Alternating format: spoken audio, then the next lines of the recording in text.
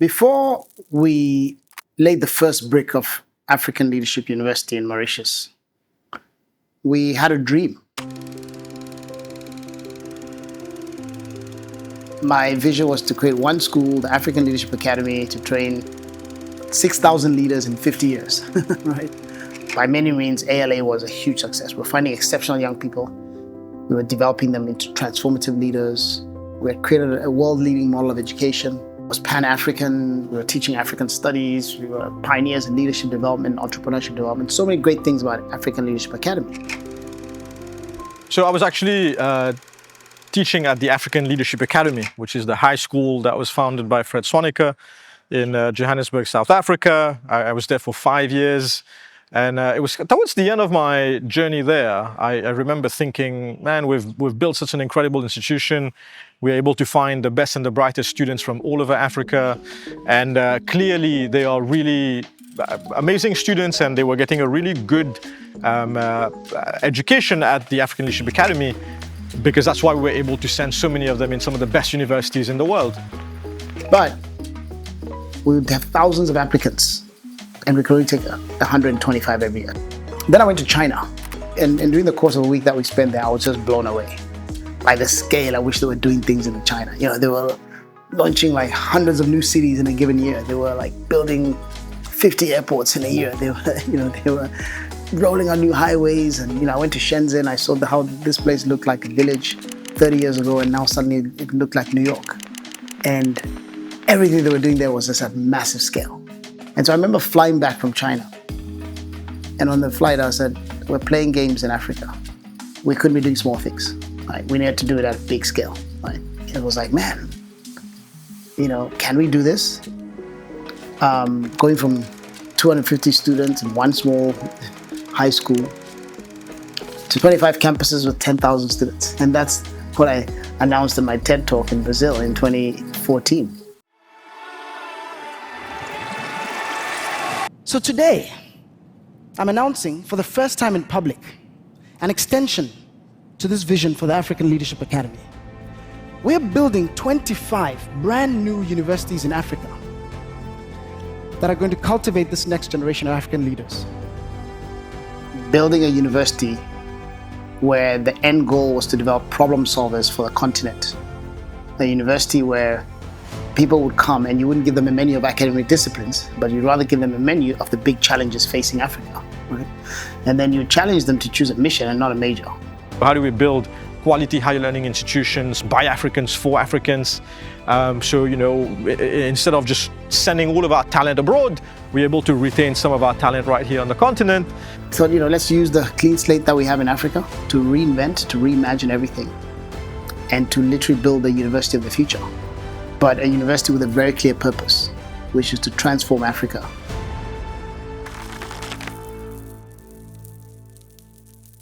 Over the years as an entrepreneur, I've realized that vision is just a dream, it's a figment of your imagination until you have a great team. Some really great people joined us in the beginning. We had Varun Dutt, young man from Singapore. He had done investment banking before, so he came and he modeled the whole thing and how much it would cost. Yohan, who was helping us think through some of the operational aspects. And Nicola Hopwood, right, who had worked with me for many years at African Leadership Academy, and she was just Miss Get It Done. She's a jack of all trades. She can do anything, right? Swiss Army knife. There was Clara. She was a learning design expert. She used to work at McKinsey as well. So lots of great minds came along. Alim was the first CEO of the university. Kuram came on board as a COO. He led the process of designing the curriculum. So taking all these ideas out in my head, and then we mapped out the learning outcomes for the leadership core. We created the 7 meta skills of the 21st century. Created a very intricate curriculum. We would map out, okay, there's 8 months every single week. What are the learning outcomes? What are the activities that the young leaders need to go through? What is the content that they have to study? And we codified all this, right? Because remember, from the beginning, we were thinking about scale. So we were saying we're not just designing for the Mauritius campus, we're designing something that can be replicated across different sites. So a lot of brilliant minds came together. And then, of course, we're going to Mauritius, we needed a Mauritian, right? And who better than Veda? That was about maybe my 4th year at the academy, and I was thinking, okay, it's now to think about where do I go next? And I remember one day I was in the parking lot and I bumped into Fred Swaniker and he's like, hey, how's it going? And I was like, yeah, it's going great. But, I'm thinking, I think it's about time for me to think about the future. So I told him this sort of like observation of like, hey, I really want to do something that impacts more young people. And then he said, funny you mentioned, because I've been thinking about this idea of an African leadership university. And then I asked him, okay, where do we start? And then he said, actually, funny you mentioned, it's going to be in your home country, Mauritius.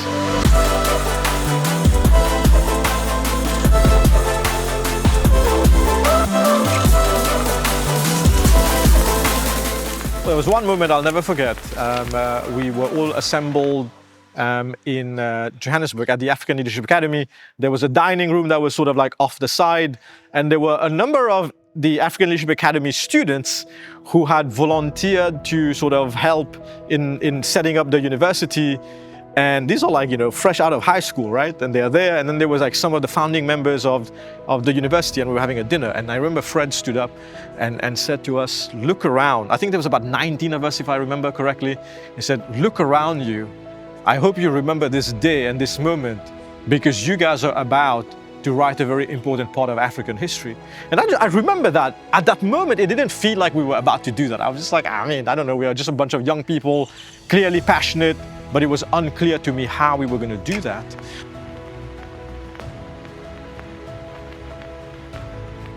What was just an idea became a curriculum, became faculty. We had done a small pilot with a small group of, I think, 30 students who came to African Leadership Academy, and we ran a 1-month simulation of these ideas.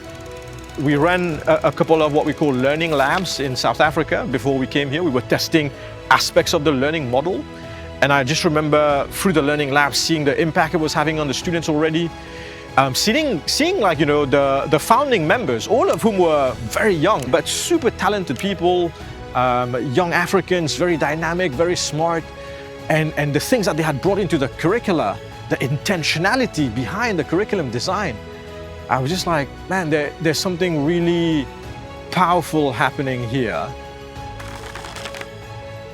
I remember a funny story. We were all arriving on the island, and we needed, for immigration purposes, to say what we're doing and what we're going to do there. So Veda gave everyone his home address, and so everyone landed, and everyone gave this address. So Mauritius is very paranoid about health. That Veda got a call the next day. The Ministry of Health all showed up saying 30 people from Africa have arrived. They're all staying at your house and they've all got malaria. Where are these guys? And I'm reminded of 2 quotes. One from Margaret Mead that says, never underestimate what a small group of thoughtful, committed citizens can do to change the world. Indeed, it's the only thing that ever has, right? So that initial small group of people who came together on this mission, who worked with me in Santon and then came to Mauritius initially as the founding staff, the founding faculty, and the founding students, the first 60 who came onto that island. Crazy people. We're all, that small group today has led to something massive, right? I am from the very first class of African Leadership College. I'm one of those people who started this whole thing. In 2015, I flew to a country I didn't know. I knew African Leadership Academy because some of my classmates went there. So I was like, I didn't go to ALA. ALU is pretty much my chance. So ALU instantly became my first priority. I joined ALU back in 2016, and I'd actually heard about ALU through a colleague of mine who I was working with back in South Africa. She had gotten a job at ALU as a psychologist, and I joked with her and I said, hey, put me in your bag and take me to Mauritius with you. 3 months later, she called me. She says, yo, Jay, be careful what you wish for. We're looking for another psychologist to join the team. 9 years later, I'm still here. And now I serve as the Dean of our Mauritius campus at the African Leadership College of Higher Education. I was working in the airline industry at the time for a travel agency. And I heard somebody, a sales representative, talk about this new school called ALU. And then I was like, oh, let me Google this, go on the website. and see what it is about. And I had never heard about it. And I remember people asking me, is that an aluminum company? Because ALU sounds like aluminum, you know? And I was like, I don't know. I need to go and check it out. So I was like, okay, this is new, not known. Let me check out the job on the website. I joined ALU in 2015, so I was applying for quite a number of jobs, and then through a recruitment company, not knowing exactly what was the company or where I was going, so I did interview with Yoel. So he was looking at finance there, and there was no other finance team member. I think the moments or conversations that most shaped ALU's path were the hard ones. We talk about doing hard things, and building ALU was a hard thing. There were many, many moments where we almost ran out of cash.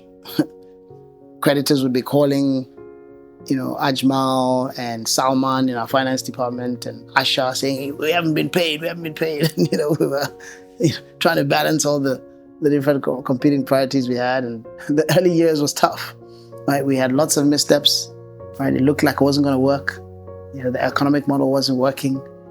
We were struggling with regulators, struggling to make the financial model work.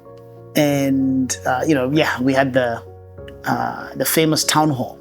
The town hall, that is a very, very unique experience. Where, the students basically in the first class had a whole revolt, right? And that really shook the whole institution for a year, as we were trying to, battle with what the expectations we had set with the young leaders and what they were expecting and what they were experiencing. This is where I really felt like it is important to be outspoken, to say exactly what you need. And honestly, these are kind of things that I learned from ALU that I don't think I would have learned anywhere else. Personally, Town Hall was a very interesting experience. This is like the very first time I saw a place where people are actually heard. Like there's space created to listen to students, what they are experiencing, what can be improved.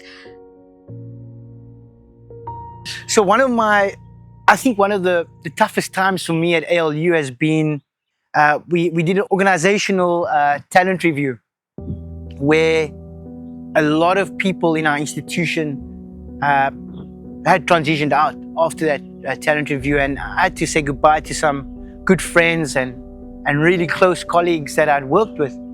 We had tough moments arguing about the strategy because everyone really cared. People genuinely care about what we are doing. I never doubt for a minute that everyone cared about for the mission and that everyone was trying to do the best for the young leaders and for Africa. Everyone had that same aligned purpose, right? But we disagreed about how we would get there. And, we had some very tough disagreements. Those hard moments where, we fought as a team, we disagreed, even challenges we had with our learners, the town hall and other moments where, everyone was trying to do the best because people cared so much, right? And when you care and you have passionate people, you're going to fight, right? And you're going to have disagreements.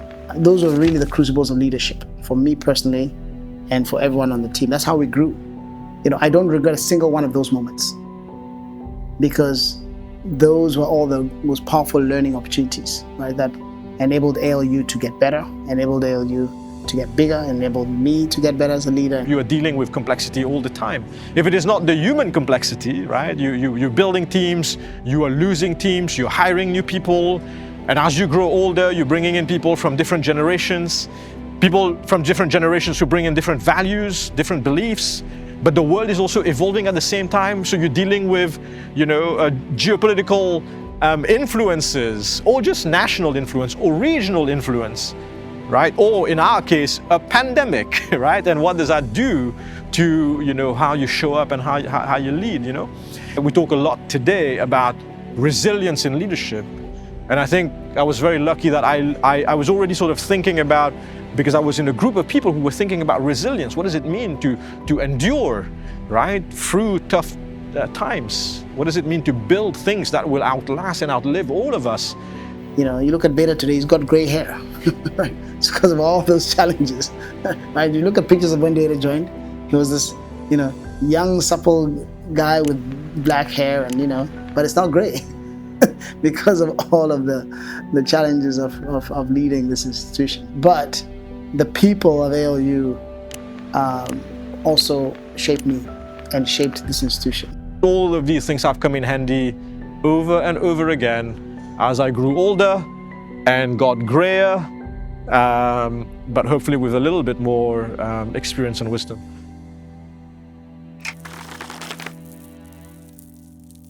When I came in the building and I saw the students and the faculty and the staff all together, and the energy in the room and the discussions, and I saw people from Mauritius, from South Africa, from the US, from Ghana, from Nigeria, students from everywhere, staff members for over 20 different countries. I was like, this is unbelievable, a company where you have so many different cultures interacting and working together. I was like, oh, this job is for me, I need to be here.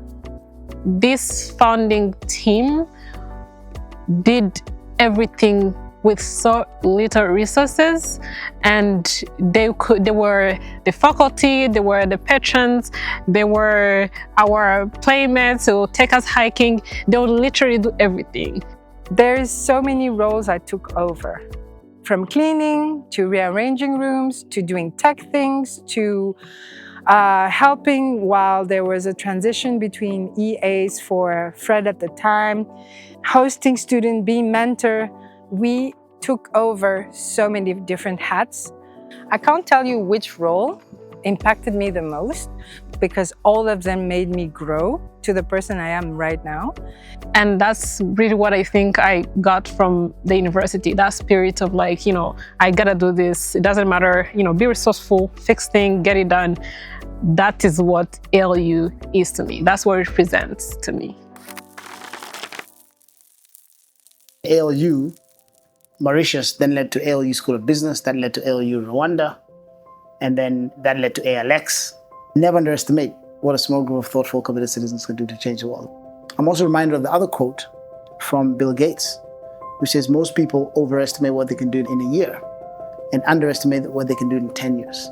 We underestimated how far we could go.